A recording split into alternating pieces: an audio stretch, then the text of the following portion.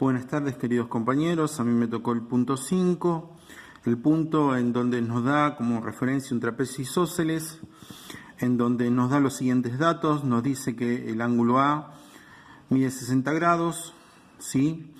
Que la base, que en este caso es de A hacia D, mide 6 centímetros, y el lado que mide de C a D mide 1 centímetro. Lo que me pide el problema es averiguar primero la base superior, que en este caso sería el segmento BC, y después me pide que en base a los datos conseguidos poder calcular el área. Bueno, lo primero que podemos hacer es sacar todos los datos posibles para nosotros poder realizar el ejercicio, ¿no es cierto? Lo primero que se me ocurrió a mí fue decir que A es congruente a D, o sea, el ángulo A es congruente al ángulo D, por ser ángulos adyacentes a la base del trapecio isósceles. Después decir que el lado AB es congruente, o mejor dicho, es igual al lado CD, por ser lados no paralelos del trapecio isósceles, ¿sí? Que BF en este caso no figuran, pero nos sirven a nosotros para poder marcar las alturas que obviamente están pedidas en la fórmula del área. Nosotros lo que podemos decir es que BF y CE, que son dos puntos que yo marqué, son las alturas, por lo tanto van a coincidir en sus medidas, y después vamos a utilizar esos datos para poder calcular. Primero lo primero que nos pide es el cálculo de BC, ¿no es cierto? Lo que yo hice fue decir que BC es congruente a FE, ¿sí?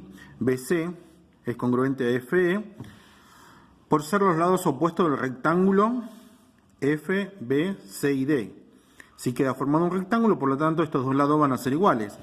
¿Sí? Después lo que yo dije también es que la distancia FE la puedo calcular, ¿sí?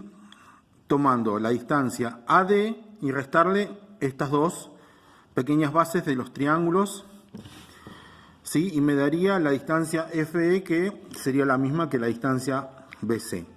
Bien, ese sería, digamos, nuestro planteo. Pero para aclarar, nosotros también podemos decir que AF es igual a ED, ¿sí?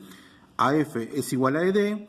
¿Por qué? Porque estamos trabajando con triángulos semejantes, por lo tanto tienen la misma base, ¿sí? Y para poder calcular la distancia FE, lo que vamos a hacer es separar primero el triángulo, uno de los triángulos, ¿sí? Y trabajar con el triángulo mismo para calcular la distancia ED. ¿Cómo lo vamos a hacer? Utilizando el coseno, ¿sí? Coseno de 60 grados es igual a AED dividido 1, que en este caso sería la hipotenusa. Esto me da 0,5 ED. Una vez que conseguimos esa distancia, nosotros estamos en condiciones de conseguir la distancia FE, ¿sí? Utilizando el planteo que habíamos hecho previamente, lo que nos dice que FE tiene una distancia de 5 centímetros, que como habíamos aclarado antes, al ser FE y BC iguales, entonces los dos van a medir lo mismo. Bien, ahí conseguimos la distancia BC, que era lo que nos pedía al principio. Ahora nos está pidiendo que calculemos el área. El área en este caso, sabemos que, vamos acá, sabemos que el área es base mayor más base menor por la altura. En este caso sería AD más BC por CD dividido 2. AD lo tenemos por dato, ¿sí? BC es lo que acabamos de calcular. Y nos faltaría una de las alturas, que en este caso sería CD, esta distancia. Lo que yo hice fue volver a trabajar con el triángulo, ¿sí? Para poder calcular esta distancia, CD.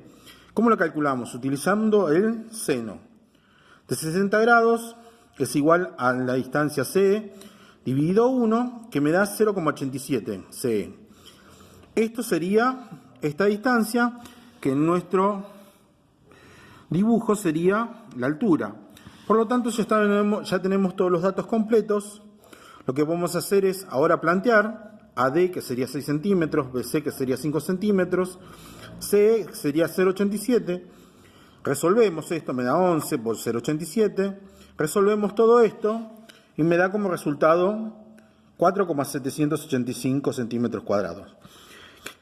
que es lo que nos pedía en un principio. Y con eso cumplimos las dos peticiones. BC por un lado y el área del trapecio por otro. Hasta luego.